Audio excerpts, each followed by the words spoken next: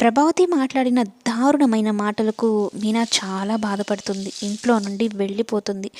సరాసరి గుడికి వెళ్ళి తల మీద నుంచి నీళ్లు కుమ్మరిచ్చేసుకుంటుంది. ఎంత బాధ ఉందో ఏంటో అన్నంతగా భయపడిపోతూ ఉంటుంది పార్వతమ్మ.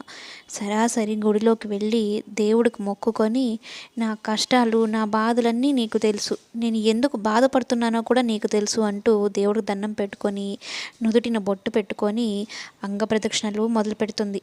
మీనా, ఎందుకు ఇలా చేస్తున్నావు, ఏం బాధ వచ్చిందే, ఏం కష్టం వచ్చిందే చెప్పు అంటున్నా కూడా వినిపించుకోదు. ఎందుకంటే తల్లికి చెప్పలేని మాటలవి. అలాంటి మాటలు మాట్లాడింది ప్రభావతి.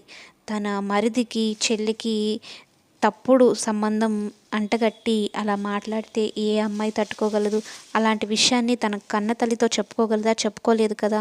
పూజారి వచ్చి ఆ అమ్మాయి మనసులో ఏదో చెప్పుకోలేని బాధ ఉంది, ఇలా చేస్తే అయినా దేవుడికి తెలుస్తుందని, దేవుడు కరుణిస్తాడని ఆ అమ్మాయి ఇలా చేస్తుంది, మీరు వీలైతే సహాయం చేయండి అని అయితే చెప్తారు.